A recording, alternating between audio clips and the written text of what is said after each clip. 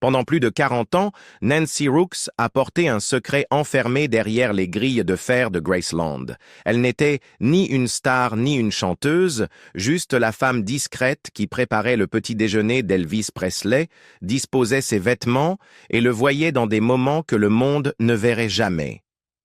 Elle avait parcouru les mêmes couloirs où résonnaient autrefois les rires, où la musique flottait à travers les murs et où le silence finit par s'installer. Et avant sa mort, elle a enfin commencé à parler. Ce qu'elle a révélé n'était ni une rumeur, ni une légende. C'était un souvenir. Et cela a changé l'histoire que le monde croyait connaître sur les dernières heures d'Elvis Presley. La femme derrière les murs du manoir.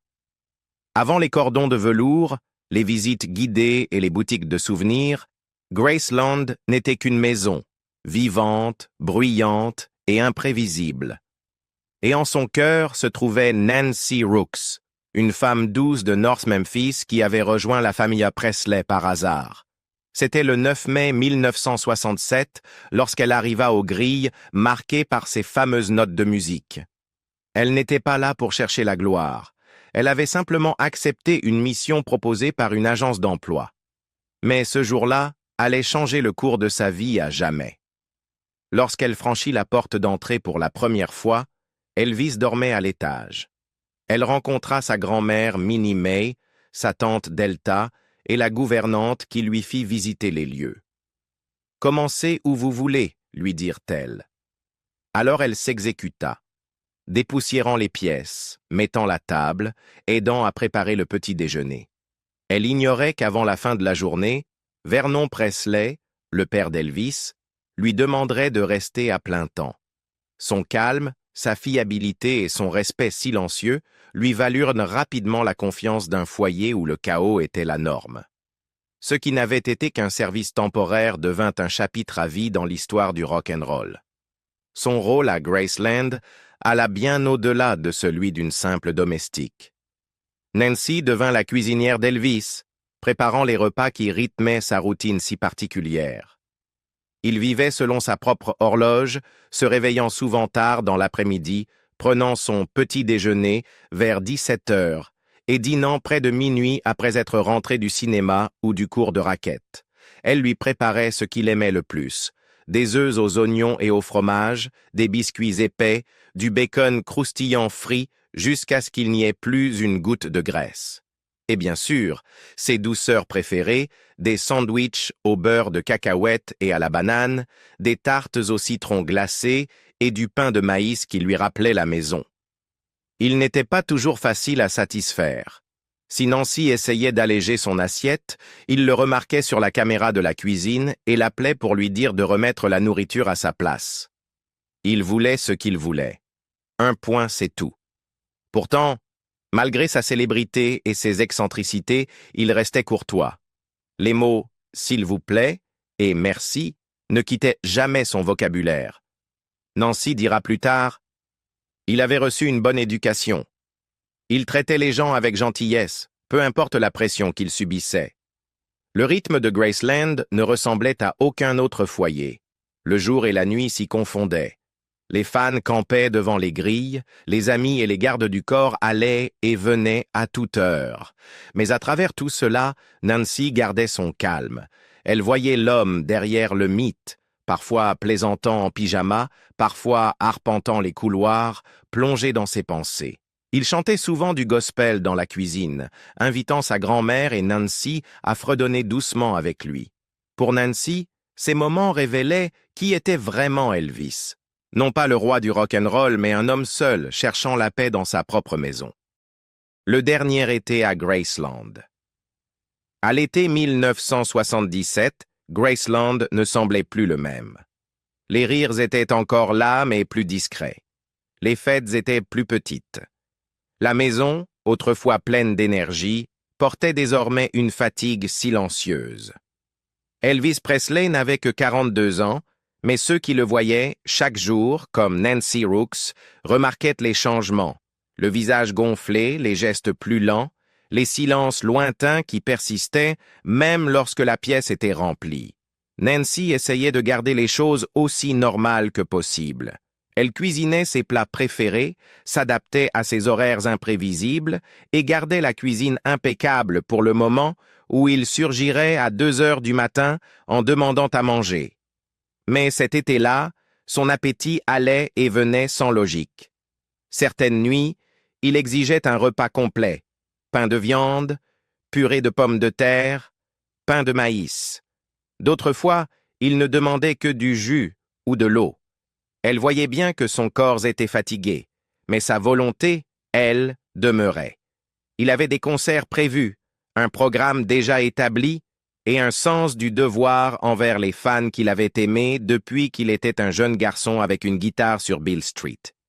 Derrière cette routine, pourtant, quelque chose de plus sombre grandissait.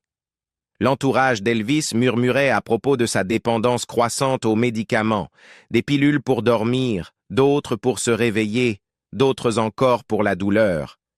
Pour Nancy, cela ressemblait moins à un excès qu'à un cri de détresse.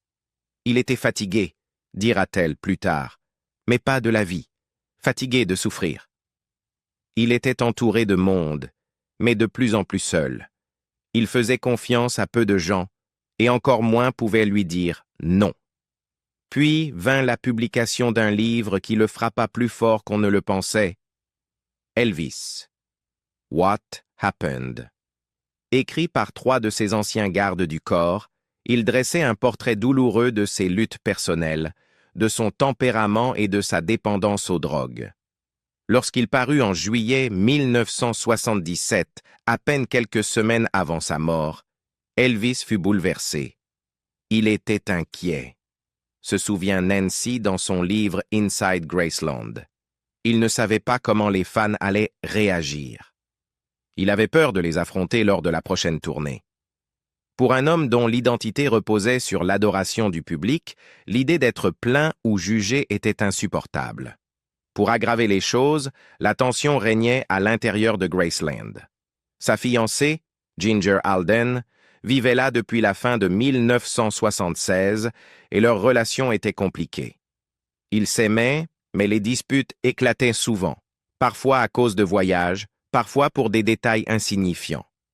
Mary Jenkins, une autre employée, les avait surpris une nuit tard, assis dans la chambre de Lisa Marie, les lumières éteintes, les voix montées. Elvis voulait que Ginger l'accompagne en tournée. Elle refusait. Ils se chamaillaient, résuma simplement Nancy. Pourtant, tout n'était pas sombre. Il y avait encore des éclairs de l'ancien Elvis, son charme, son humour, son sourire d'enfant. Il riait encore avec ses cousins, chantait du gospel tard dans la nuit et parlait de l'avenir. Il voulait emmener Lisa Marie en Californie, s'éloigner du tumulte, peut-être même ralentir un peu. Ceux qui travaillaient à Graceland sentaient qu'il était agité, pris entre l'épuisement et l'espoir. Alors que la chaleur d'août enveloppait Memphis, Nancy le vit essayer de se ressaisir. Il alla chez le dentiste. Il joua au racquetball sur le cours de Graceland. Il parlait même de nouveaux projets. En apparence, tout semblait normal.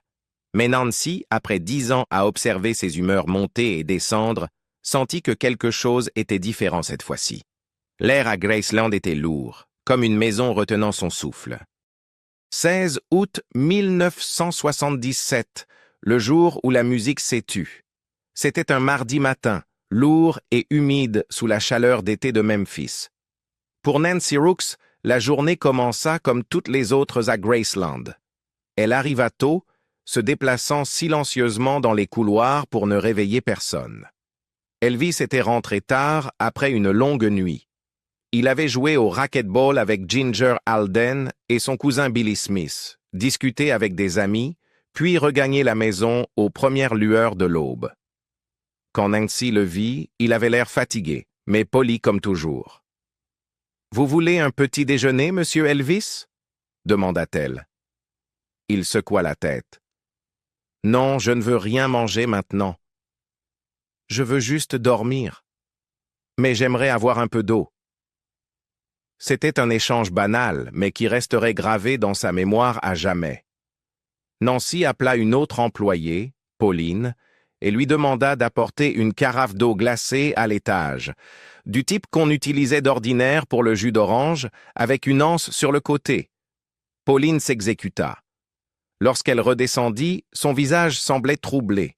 « Il m'a pratiquement arraché la carafe des mains, » dit-elle. « Je ne l'ai jamais vu faire ça. » Nancy écarta la remarque. « Il est juste fatigué, » répondit-elle. « Il a joué au racquetball toute la nuit. » Elle ne savait pas que ce serait la dernière fois que quelqu'un le verrait vivant. Elvis avait des projets ce jour-là. Il devait partir le soir même pour sa prochaine tournée, la première depuis la parution du livre scandaleux. Portland, dans le Maine, figurait au programme.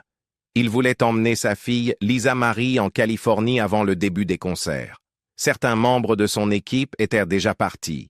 Il faisait ses bagages, se préparait, avançait. Mais dans la maison, quelque chose semblait étrange.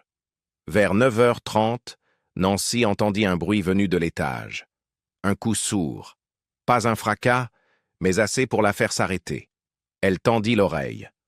Pas de cris, pas de pas, juste le silence. Elle supposa qu'un objet avait chuté ou qu'une dispute s'était terminée par une porte claquée. Ginger était avec lui. Tout devait aller bien, se dit-elle. Les heures passèrent. La maison resta immobile. À 13h50, l'interphone sonna. Nancy décrocha.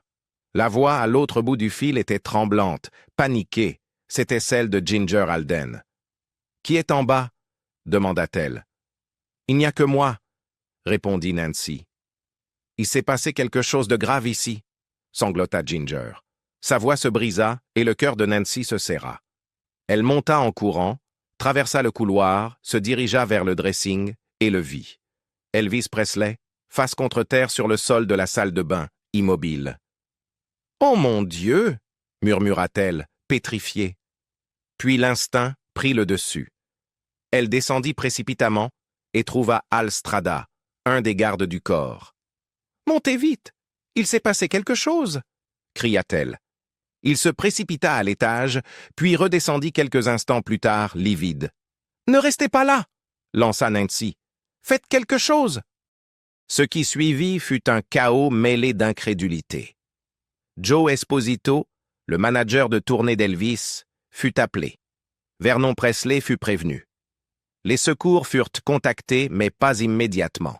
Nancy tente d'appeler le docteur Nick, le médecin personnel d'Elvis, encore et encore, sans réponse. Lorsque l'ambulance arriva enfin, c'est elle qui montra le chemin. Les escaliers étaient étroits, les couloirs exigus. Elle leur indiqua comment soulever la civière au-dessus de leur tête, tourner aux angles et redescendre. Il avait juste l'air endormi, dira-t-elle plus tard. Mais elle savait. Il était parti. Des taches bleutées commençaient à apparaître sur son visage. Dehors, les sirènes hurlaient. Dedans, il n'y avait plus que le silence. Nancy resta là, figée, tandis que la réalité s'imposait. L'homme qu'elle avait servi, avec qui elle avait ri et qu'elle avait protégé pendant 10 ans, ne respirait plus. Le roi du rock'n'roll avait quitté la scène, pour toujours. Ce jour-là, le 16 août 1977, allait diviser l'histoire en deux, avant et après. Mais pour Nancy, ce n'était pas de l'histoire. C'était personnel. Elle n'avait pas seulement perdu un employeur. Elle avait perdu quelqu'un qu'elle aimait profondément, un homme qui lui avait demandé de chanter des hymnes dans la cuisine et qui, ce matin-là, n'avait voulu que de l'eau et du sommeil. Silence, secret et le poids de la mémoire. Dans les heures qui suivirent la mort d'Elvis, Graceland devint un tourbillon de sirènes, de journalistes et d'incrédulité. Mais à l'intérieur de ces murs blancs, Nancy Rooks se déplaçait en silence, presque mécaniquement. Elle aidait où elle le pouvait, essayant de maintenir un semblant d'ordre pendant que tous les autres s'effondraient sous le poids de la tragédie. Lorsque les portes de l'ambulance se refermèrent enfin et que Vernon Presley éclata en sanglots, Nancy retourna discrètement dans la cuisine et s'assit seule à la table où Elvis avait tant de fois pris ses repas de minuit. Pendant un long moment, elle ne dit rien. Dans les jours qui suivirent, les rumeurs commencèrent à circuler à propos des pilules, d'une crise cardiaque, de ce qui s'était réellement passé dans cette salle de bain. Nancy ne dit rien. Le monde criait déjà assez fort. Elle croyait que le silence était une forme de respect, et pendant des années, elle le garda. Tandis que d'autres profitaient de leur lien avec Elvis, écrivant des livres, donnant des interviews, vendant leurs récits. Elle resta à Memphis, continua de travailler pour la famille Presley et contribua tranquillement à transformer Graceland d'une demeure privée en musée public. Quand les touristes commencèrent à parcourir les pièces qu'elle avait autrefois nettoyées dans le silence, Nancy baissa la tête et fit son travail. Mais chaque pas qu'elle faisait dans cette maison était un pas dans la mémoire. L'étage, les appartements privés d'Elvis, restaient interdits au public. Seul un petit nombre d'employés de confiance y avaient accès. Et Nancy en faisait partie. « Nous montions là-haut 1 ou 2 fois par mois, dira-t-elle plus tard, juste pour éviter que la poussière ne s'installe. La salle de bain, la chambre, le couloir où elle avait entendu le bruit ce matin-là, tout était figé dans le temps. Chaque visite rouvrait les blessures. Elle astiquait la commode, lissait le lit et ressentait un frisson qui n'avait rien à voir avec le froid. Une fois, dit-elle, elle entendit une porte claquer à l'étage, alors qu'il n'y avait personne. « C'était lui », se murmura-t-elle. « Il est toujours là. » Au fil des années, elle commença à coucher ses souvenirs sur le papier, non pour la gloire, mais pour la clarté. Son premier livre, Inside Graceland, Elvis's Maid Remembers, parut dans les années 1990. Ce n'était pas un récit scandaleux, c'était tendre, affectueux, fidèle. Elle y décrivit sa gentillesse, ses manies, ses plats préférés, les rires qu'il partageait dans la cuisine.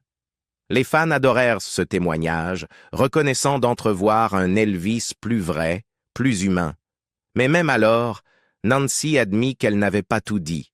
Certains détails, elle les avait promis à elle-même de garder secrets. Certaines choses, confia-t-elle à une amie, le monde n'est pas encore prêt à les entendre. Le temps, pourtant, a le pouvoir d'adoucir le silence.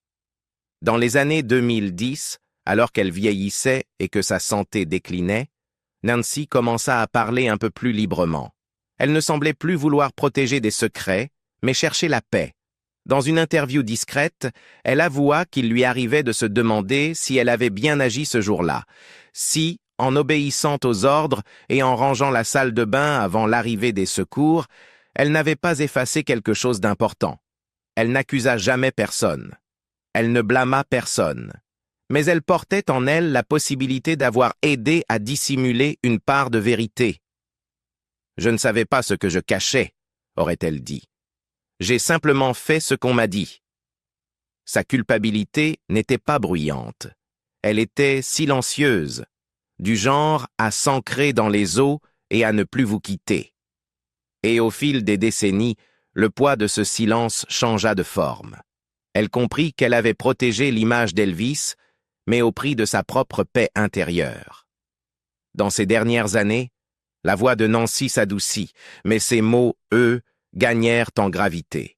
« Il est temps de tout dire », déclara-t-elle, ce que Nancy Rooks a finalement révélé avant sa mort. Dans ces dernières années, Nancy Rooks menait une vie paisible à Memphis, loin des projecteurs qui avaient autrefois illuminé l'homme qu'elle avait servi. Mais le temps a cette façon d'assouplir même les secrets les plus solidement gardés, et pour elle, cela s'accompagna d'un sentiment d'urgence tranquille. Elle avait vécu plus de 40 ans avec des questions qui ne l'avaient jamais quittée, sur ce qu'elle avait vu, ce qu'elle avait fait, et ce qu'elle n'avait pas pu empêcher. À l'approche de la fin de sa vie, en 2022, elle ne semblait plus avoir peur de parler. « Il est temps de tout dire », confia-t-elle à une amie, et ces mots simples portèrent le poids d'une vie entière. Nancy n'a jamais cherché à réécrire l'histoire. Elle n'était ni une sensationnaliste, ni une adepte des théories du complot. Elle n'a jamais prétendu qu'Elvis avait simulé sa mort, ni accusé qui que ce soit de meurtre. Ce qu'elle offrit fut plus discret, mais d'une certaine manière, bien plus fort. Elle parla d'épuisement, d'un homme entouré de gens qui l'aimaient, mais aussi d'un système qui l'avait laissé s'effondrer. Il était fatigué, dit-elle, mais il n'était pas prêt à mourir. Le souvenir de ce dernier matin ne l'a jamais quitté. Elle répétait toujours la même scène. Elvis sur les marches de la cuisine, refusant poliment le petit déjeuner et demandant de l'eau. La façon dont il l'avait bu, vite, presque avec désespoir, était restée gravée dans son esprit. Il avait chaud après avoir joué au racquetball, se disait-elle autrefois. Mais aujourd'hui, elle n'en était plus certaine. On aurait dit qu'il essayait de se remettre à zéro, admit-elle enfin. Pas d'abandonner, juste de recommencer. Nancy décrivit comment, dans ces derniers jours, elle avait remarqué des détails étranges, son appétit changeant, sa tendance à se replier sur lui-même, et la salle de bain de l'étage devenue son refuge. Des gens allaient et venaient, transportant des flacons de médicaments. Les médecins passaient plus souvent qu'avant. Et bien qu'Elvis parlât de repartir en tournée, quelque chose dans son énergie avait changé. Il cherchait des réponses, dit-elle. Il lisait des livres sur la santé, sur la spiritualité. Il parlait de s'éloigner du bruit. Il voulait repartir à zéro, peut-être dans un endroit calme, loin du rôle d'Elvis Presley. Et pourtant, Nancy pensait que les gens autour de lui ne voyaient pas ce qui se passait vraiment. Il essayait de revenir, dit-elle doucement, mais personne ne savait faire la différence entre être fatigué et abandonné. Puis vint la révélation qui surprit tout le monde. Dans une conversation enregistrée quelques mois avant sa mort, Nancy prononça les mots qu'elle avait gardés en elle pendant des décennies. Elvis n'est pas simplement mort, il s'est éteint et personne ne l'a arrêté. Elle expliqua qu'après l'avoir découvert sur le sol de la salle de bain, tout s'était enchaîné trop vite. Dans le chaos, quelqu'un, elle ne dit jamais qui, lui avait demandé de ranger un peu avant l'arrivée des secours. C'était instinctif. Elle fit ce qu'on lui dit. Elle essuya le comptoir, déplaça une serviette, remit un peu d'ordre. « Je ne savais pas ce que je cachais, » dit-elle. « Je pensais juste aider. » Ce n'est que plus tard qu'elle comprit que, par ses gestes anodins et bien intentionnés, elle avait peut-être effacé quelque chose d'important, un indice, un détail, un élément qui aurait pu raconter l'histoire plus complètement. Sa voix, selon un témoin, n'était ni amère ni dramatique. Elle était calme, presque lasse. « Il n'est pas mort comme on le dit », répéta-t-elle. « Pas vraiment. Il n'était pas imprudent ce matin-là. Il n'était pas drogué. Il voulait juste dormir. » Pour Nancy, Elvis n'était pas un homme vaincu par la célébrité ou l'excès, c'était un homme qui cherchait à se retrouver. Et c'était là, selon elle, la véritable tragédie que le monde avait manquée. Pendant des décennies, on avait parlé de ses dépendances, de sa chute, de son autodestruction supposée, mais la vérité de Nancy était plus simple, plus douloureuse. Il essayait de se relever et il a simplement manqué de temps. Avant de mourir, elle livra une dernière réflexion à une amie. Les gens pensent qu'Elvis a abandonné, mais non, il se battait encore, en silence. Ceux qui l'ont entendu raconter cette histoire dirent que sa voix était paisible, comme si elle avait enfin déposé le fardeau qu'elle portait depuis ce matin d'août 1977. L'héritage qu'elle a laissé derrière elle. Lorsque Nancy Rooks s'est éteinte, elle n'a laissé ni richesse ni célébrité. Ce qu'elle a laissé était bien plus rare. La vérité, silencieuse, complexe et profondément humaine. Pour les fans d'Elvis du monde entier, elle avait toujours été la fidèle employée de maison qui avait protégé sa mémoire avec grâce. Mais ces derniers mots lui ont offert quelque chose qu'il n'avait plus reçu depuis des décennies, la compréhension. Elle n'a pas ébranlé sa légende. Elle lui a simplement donné plus de profondeur. Après sa mort, ceux qui l'avaient connue à Graceland la décrivirent comme stable, dévouée et honnête jusqu'à l'os. Elle avait traversé l'un des chapitres les plus scrutés de l'histoire de la musique, sans jamais en tirer profit. Ces deux livres, The Presley Family Cookbook et Inside Graceland, Elvis's Maid Remembers, furent écrits avec tendresse, non par opportunisme. Elle y préservait une facette d'Elvis que peu avaient connue. L'homme qui riait autour d'une tarte à la noix de coco, qui la remerciait pour chaque repas, qui chantait des hymnes gospel lorsque la nuit devenait trop silencieuse. Par ces petits détails que seule elle pouvait raconter, elle rendit à Elvis son humanité. Mais sa confession finale changea tout. Elle fit passer l'histoire du mythe à l'homme. Soudain, les fans recommencèrent à examiner les derniers jours d'Elvis non plus comme la lente chute d'une idole déchue, mais comme la lutte d'un être humain qui voulait vivre autrement, et qui n'en eut peut-être jamais l'occasion. Il s'est éteint, avait dit Nancy, et cette phrase resta gravée. Elle ne parlait pas seulement de la mort, mais de la fragilité de la vie, de la facilité avec laquelle elle peut nous glisser entre les doigts quand plus personne ne regarde vraiment. Au sein du domaine Presley, aucun commentaire officiel ne fut fait sur les révélations tardives de Nancy. Graceland poursuivit ses visites, ses boutiques, sa bande-son minutieusement réglée. Mais derrière les cordons de velours, ceux qui avaient travaillé avec elle chuchotaient que ses paroles avaient touché un point sensible, car elle n'avait accusé personne, elle avait pardonné. À sa manière, Nancy défendait non seulement Elvis, mais aussi tous ceux qui l'avaient aimé sans réussir à le sauver. Même dans ses dernières interviews, son ton resta doux. « Je n'ai jamais voulu blesser qui que ce soit, » dit-elle. « Je pense juste que les gens devraient me savoir qu'il essayait. » Cette simplicité était l'essence même de sa personnalité. Elle avait vécu dans un monde de gloire et de tumulte, mais était restée ancrée dans la décence. Elle travailla pour la famille Presley pendant 26 ans, bien après la mort d'Elvis, prenant soin de sa grand-mère et de sa tante, cuisinant, nettoyant, maintenant la maison en vie, jusqu'à ce qu'elle devienne un musée. Lorsqu'on lui demanda un jour pourquoi elle était restée, elle répondit doucement « Parce que c'était encore chez moi ». Pour ceux qui croient aux fantômes, Graceland abrite peut-être plus que des souvenirs. Nancy elle-même affirmait sentir sa présence, des lumières qui vacillaient dans la salle des trophées, des pas dans l'escalier, une légère secousse sur son pied alors qu'elle faisait la sieste près des anciens costumes de scène. « C'était lui », disait-elle en riant. « Il me réveillait pour que je retourne travailler. » Pour Nancy, ce n'était pas effrayant, c'était apaisant. Peut-être qu'au fond, Elvis n'était jamais vraiment parti. Aujourd'hui, son histoire reste à la fois un témoignage et un rappel. Derrière chaque légende, il y a quelqu'un qui a porté la vérité en silence, sans attendre de récompense. Nancy Rooks n'était ni chanteuse, ni actrice, ni célébrité. Elle était un témoin, une femme qui cuisinait, nettoyait et aimait son travail au point de le protéger toute sa vie. Et lorsqu'elle parla enfin, elle n'apporta pas le scandale. Elle apporta la paix. Pendant des décennies, Nancy Rooks garda le silence par loyauté. Mais avant de quitter ce monde, elle choisit la sincérité plutôt que la peur. Ses mots n'accusèrent personne. Ils guérissaient. Pensez-vous qu'Elvis Presley était vraiment prêt à recommencer dans ses derniers jours?